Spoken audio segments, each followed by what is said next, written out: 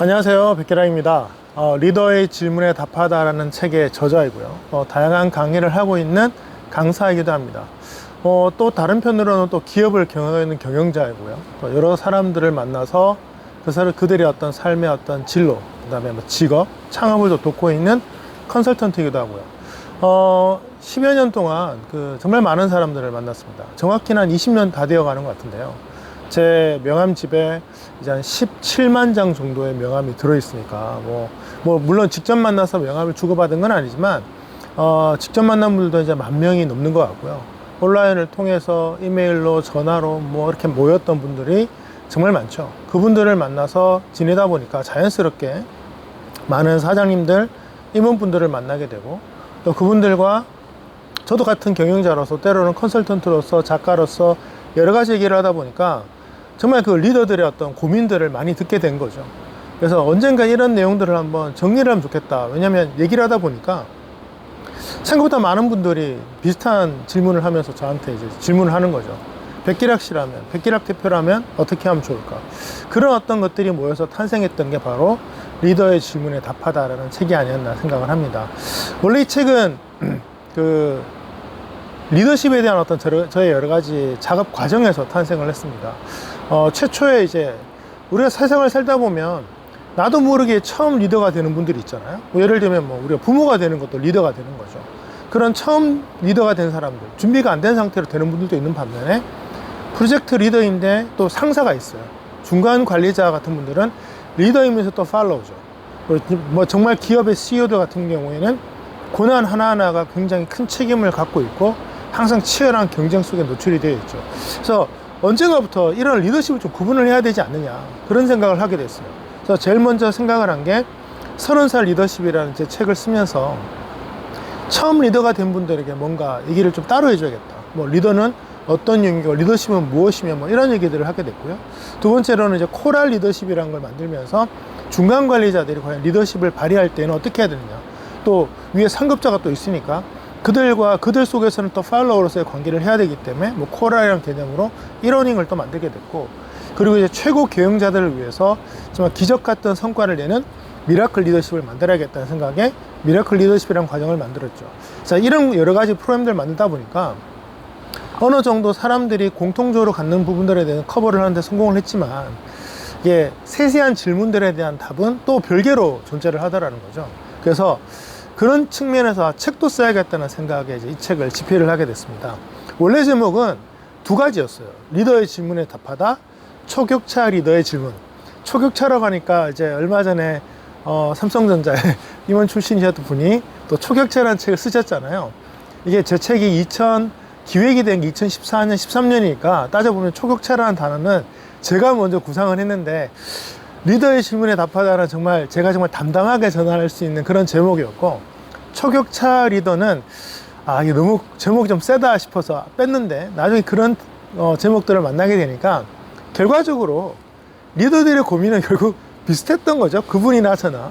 그런 점에서는 이 책 역시도 그 초격차라는 책이 담고자 했던 여러 가지 고민들을 담아내려고 노력했다, 이 정도로 이해를 해주시면 될 것 같습니다.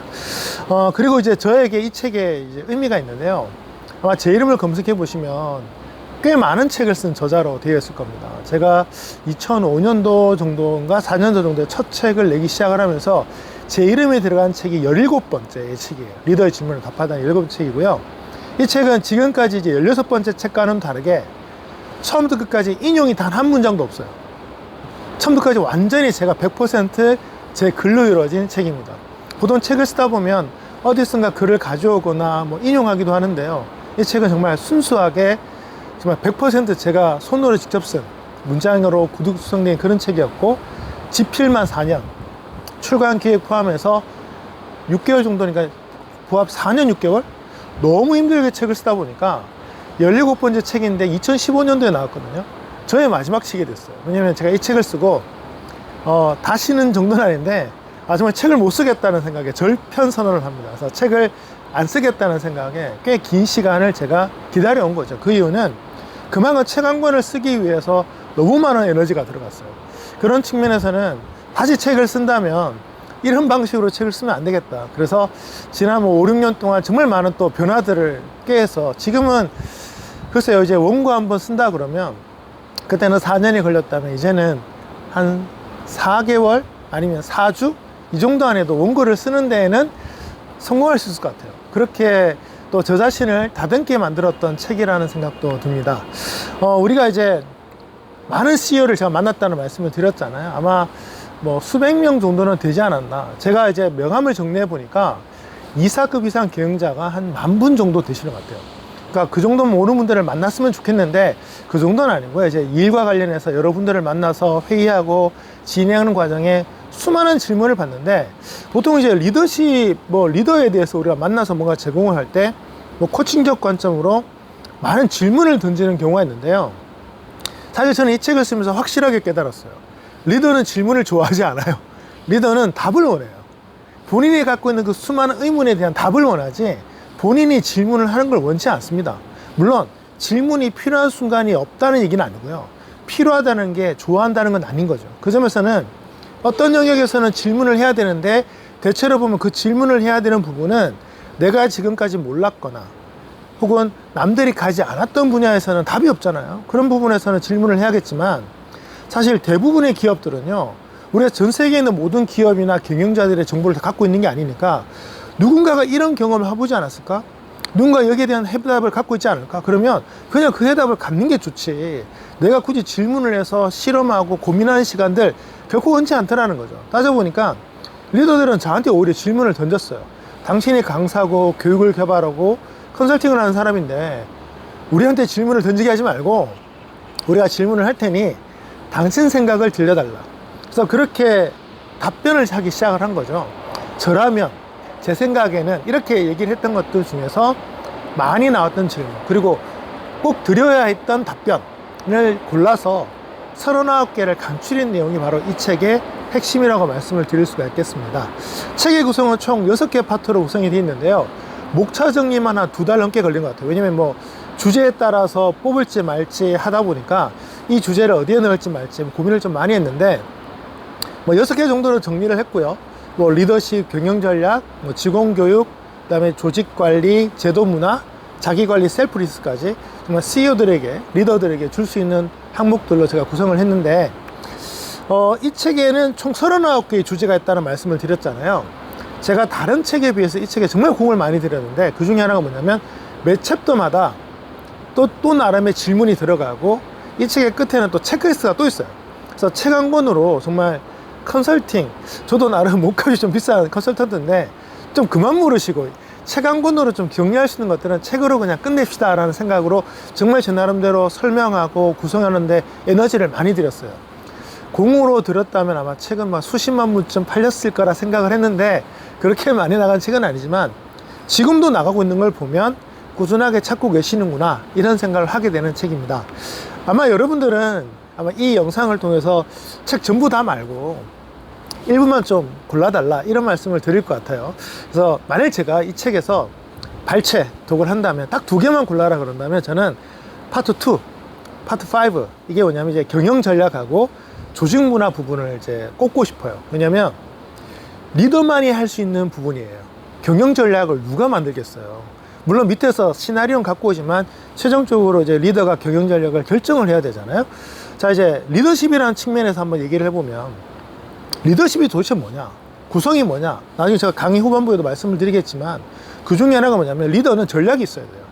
그러니까 전략이라는 게 기본 원칙이 있지만 이 회사의 지금 상황에 맞는 이길 수 있는 어떤 무언가의 방법론을 갖고 있는 게 리더의 경영 전략인데 그런 전략들을 만들어내거나 준비하기 위해서는 또 몇 가지 조건들이 필요하거든요. 그래서 그런 조건들 7가지 정도를 정리를 해서 이제 파트 2에 넣었고요. 파트 5는 이제 제도 문화인데 언젠가부터 제가 이런 생각을 하게 됐어요. 세계적인 기업에서 핵심 핵심 인력을 빼내오면 우리 회사는 일을 잘할까? 근데 수많은 사례를 통해서 증명을 하지만 실제로 안 된다는 게 많이 증명되고 있습니다. 근데 이상하잖아요. 동종 기업이고 정말 뛰어난 어떤 역량을 갖고 있는 사람을 데리고 왔는데 왜 우리 회사는 안 되죠? 사실 이게 제도와 문화 때문이에요. 하나의 조직은 거대한 시스템입니다. 한두 명으로 이루어지는 게 아니고 심지어 CEO도 함부로 못 바꿔요. 이런 거대한 시스템 안에서 어떤 제도와 문화가 정착이 되어 있는데 그 제도와 문화가 어느 정도 우리가 이제 경쟁력을 유지할 수 있는 핵심이 되는 거죠. 그런 점에서 본다면 우리가 이제 이런 제도와 문화를 어떻게 운영할 것인가 이런 것들이 이제 이 파트 5 부분에 집어넣어서 궁극적으로 한두 명이 좀 바뀌지 않더라도 전체적으로 기업의 어떤 경쟁력을 높일 수 있는 방법이 뭘까라는 생각을 하면서 제가 만든 게 이제 파트 5 부분이죠. 총 6개의 항목이 있고 제가 지금도 자랑스러워하는 내용들이 파트 5에 굉장히 많이 녹아있어요. 그래서 여러분들이 이 책의 정말 진가가 도대체 뭐냐, 백기락이라는 사람만이 줄 수 있는 어떤 조언이 뭘까를 본다면 파트 5 부분이 아닐까라는 생각이 들 정도로 이 챕터 5에 정말 많은 내용을 남았다는 점 말씀을 또 드리고 싶고요. 뭐 현장 적용을 원하신다면, 당장 좀 써먹고 싶다 이런다면 뭐 파트 3, 파트 4 부분이 아마 핵심이지 않을까 생각을 합니다. 직원에 대한 부분, 그 다음에 조직 관리에 대한 부분인데요. 뭐 예를 들면 어떤 사람을 뽑아야 돼요? 어떻게 선출을 해야 되죠? 뭐 지금 우리가 하고 있는 많은 이제 채용 과정이 솔직히 말이 안 되는 채용이에요. 그러니까 이런 식으로 뽑아서는요, 적재적소에 인재를 배척하는 건 거의 불가능하고요. 요즘 뭐 직원 교육들 잘 안 하시죠? 못 하시죠? 그러면 채용을 잘 하셔야 되잖아요. 결국은 우리가 교육시킬 필요 없는 사람을 뽑아야 되는데, 그럼 한 사람을 평가하는 방식이 지금처럼 서류 전형하고 면접 보는 걸로 충분할까요?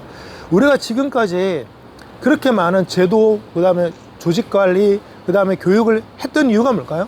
따져보면 직원을 뽑을 때 제대로 하지 않았기 때문이에요. 그러니까 그 사람을 뽑았는데 제대로 현장에 넣을 수가 없다 보니까 어쩔 수 없이 이제 이런 부분에서 직원 교육을 강화할 수밖에 없게 되는 거죠. 그런 측면에서 본다면 직원을 어떻게 뽑아서 그다음에 어떻게 교육을 시키고 어떻게 관리할 것인가를 이제 여러분들이 원하실 것 같은데, 그런 관심들은 아마 파트 3와 파트 4 부분에 모여 있으니까 뭐 급하게 뭔가를 해보신다면 이 부분에 한번 집중을 해서 읽으셔도 좋지 않을까 생각을 합니다. 그리고 이제 지금 이제 여러분들께 그래도 영상이니까 책과 좀 다른, 책을 넘어서는 내용을 좀 몇 가지 말씀을 드린다면, 첫째로 이제 리더십에 대한 고민에 대해서 한번 말씀을 드리고 싶어요. 챕터 1 부분에 이제 들어가게 된 내용인데요. 정말 리더십이 뭘까? 그 다음에 있다면 그게 실체가 뭘까? 안에 구성은 어떻게 될까? 고민을 많이 했어요. 내린 결론은 리더십은 기본적으로 리더 갖고 있는 여러 가지 생각이고 철학이고 그다음 전략입니다. 그래서 따져보면 리더십은요, 핵심 전략이 있어야 되고요. 핵심 전략이 있다 하더라도 리더 갖고 있는 생각이나 태도가 바람직하지 못하다면 아무리 전략이 뛰어나도 조직에 먹히지 않아요. 그런 점에서는 리더십은 결국은 자기 관리로 이어집니다. 그래서 굉장히 참 모순적이죠. 한 명이 시작을 할 때 자기 관리를 해야 되는데 이게 궁극적으로 리더의 자기 관리가 이어지기 때문에 우리 이제 단계별로 올라가다 보면 최고 경영자는 결국 일반 직원과 다른 건가? 아니요. 결과적으로 본다면 가장 최고 경영자는 가장 기본적인 자기 관리가 잘 돼야 돼요. 그래서 저희가 목차 구성을 할 때 리더십으로 출발을 해서 마지막 파트 6에 셀프 리더십으로 끝냈던 이유가, 결과적으로 본다면 리더십에 대한 고민은 결국 리더 본인에게 돌아올 수밖에 없습니다.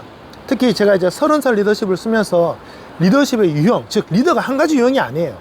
두 번째로는 리더가 갖춰야 될 게 뭐냐 해서 말, 그 다음에 뜻, 그 다음에 행동, 이런 것들을 제가 이제 많이 넣기 시작했습니다.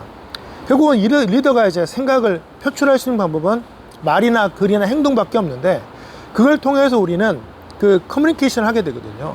아무리 전략을 잘 세워도 여기에 배경을 깔고 있는 그 사람의 생각이라든가 어떤 철학들을 리더 스스로가 보여주지 못하면 우리는 베낄 수가 없어요. 그런 점에서는 뭐 30살 리더십이라는 책을 쓰면서 다양한 리더십 유형들을 말씀드리기 시작을 했고, 뭐 코랄 리더십이라든가 뮤지컬 리더십, 그리고 리더의 말하기, 제가 이제 뮤지컬 스피치라는 과정도 별도로 운영을 하고 있는데 리더들의 말하기 좀 달라야 되죠. 그런 점에서 프레젠테이션도 아니고 스피치다, 연설 같은 게 필요해요. 그런 점에서 리더의 연설은 뭘까?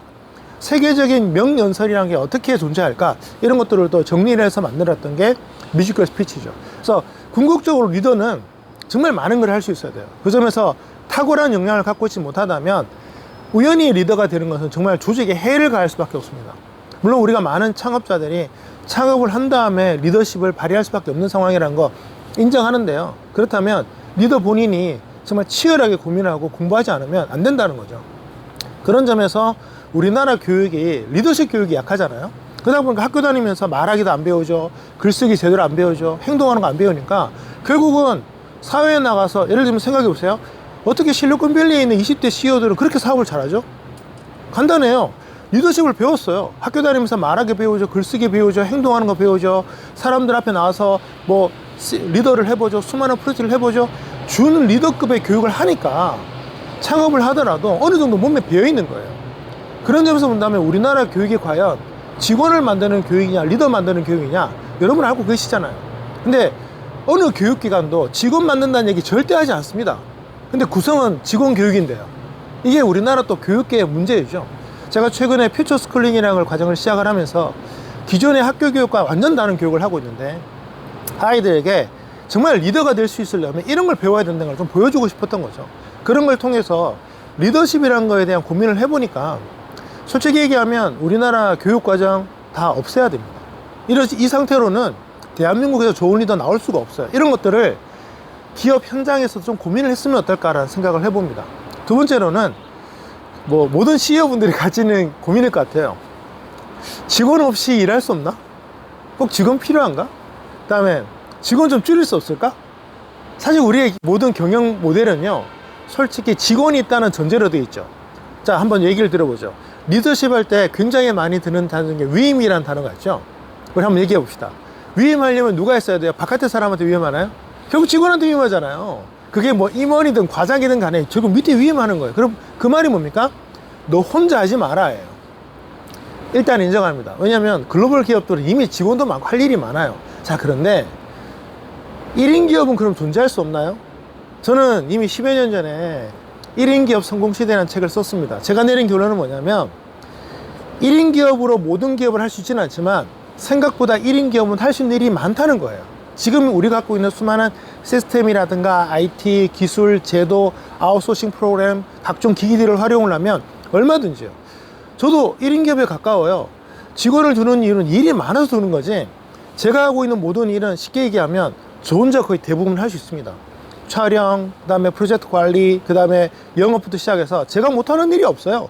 기본 전제가 뭐냐면 내가 할 수 있기 때문에 그 일의 실체가 뭔지를 안다는 거죠.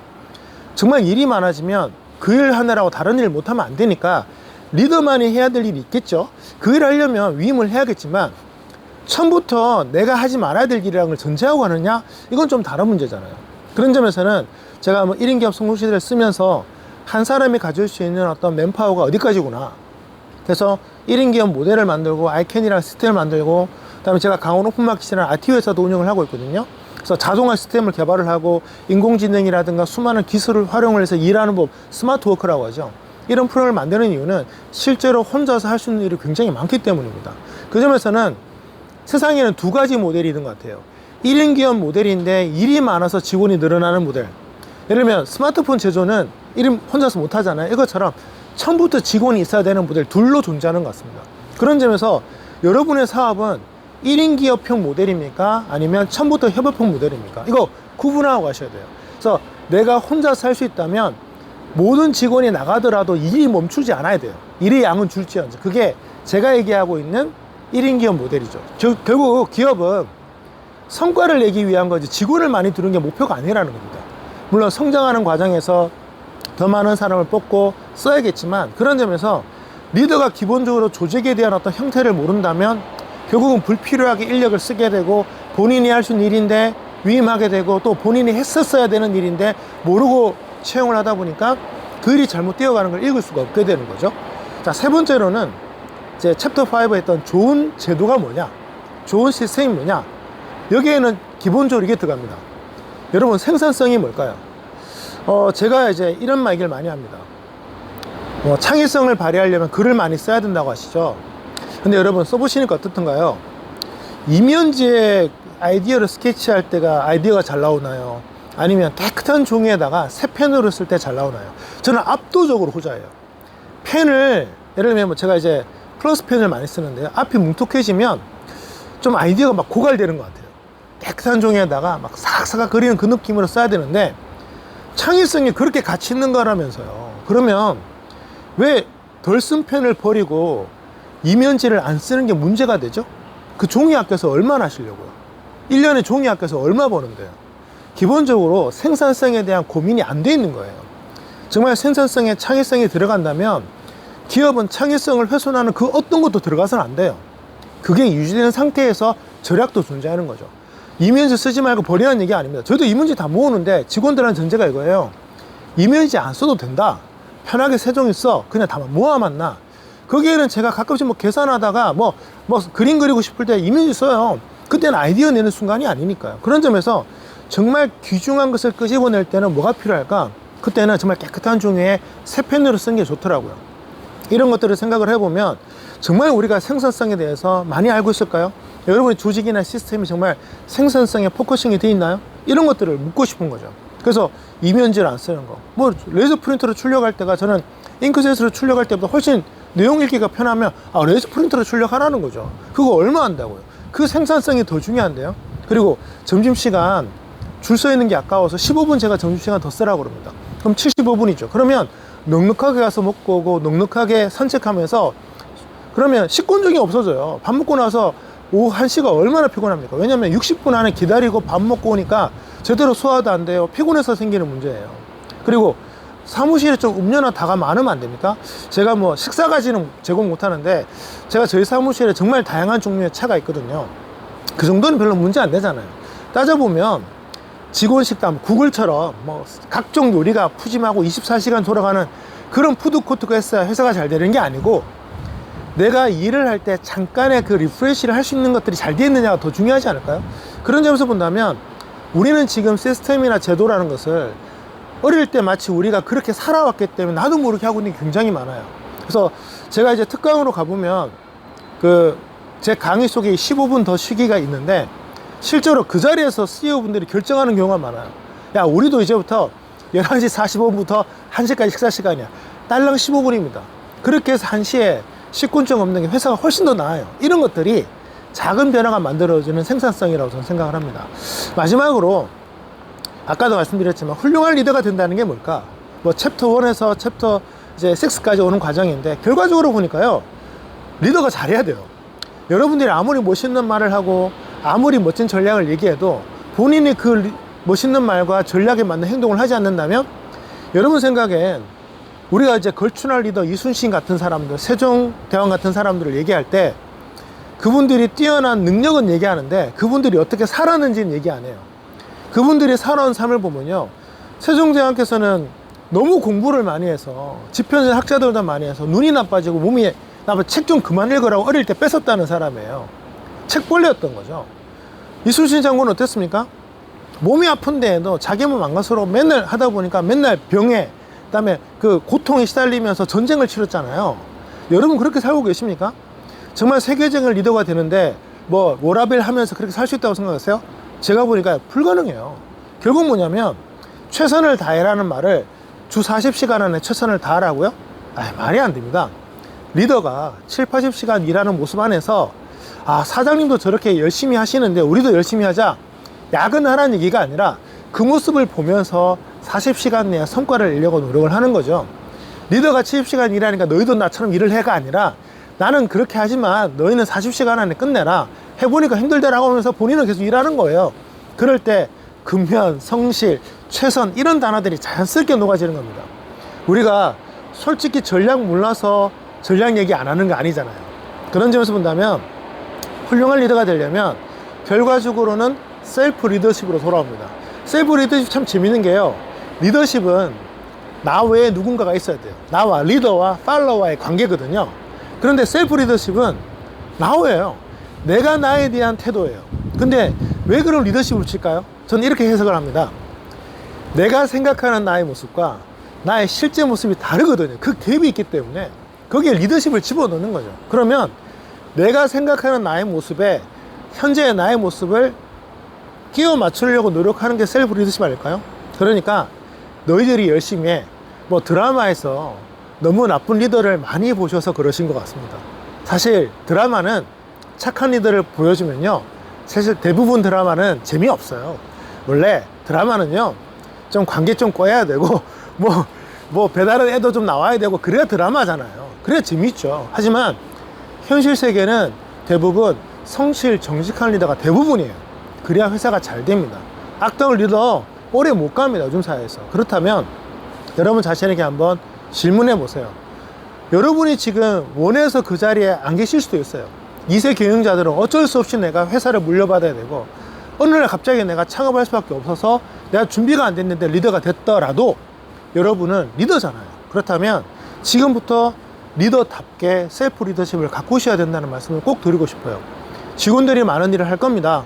언젠가 직원들이 일을 할 때 리더가 쉬고 싶을 때 쉴 수 있는 권리도 주어질 거예요. 하지만 먼저 맹렬하게 일하는 모습을 보여주지 않고서는 절대로 그런 현실이 나오지 않는다는 점을 꼭 기억해 주셨으면 좋겠어요. 자, 이렇게 제가 이제 리더의 질문에 답하다라는 책과 함께 간단한 강연을 드렸는데요. 책을 꼭 읽으셨으면 좋겠어요. 그래서 제가 4년 동안 정말 많은 CEO를 만나서 정답에 가까운 정보를 넣었으니까요. 근데 리더분들 책 안 읽으시더라고요. 바쁘다는 이유로. 그러시면 안 됩니다. 꼭 제 책이 아니어도 매달 한 4-5권 정도는 꼭 읽으시길 바라고요. 혹시 제가 이 책 이후에 또 많은 시간이 지났잖아요. 저에 대해 궁금하시다면 여러분이 접속할 수 있는 아무 사이트, 아무 검색 사이트에 들어가셔서 백기락 검색하시면 적어도 접속 가능한 사람은 저밖에 없습니다.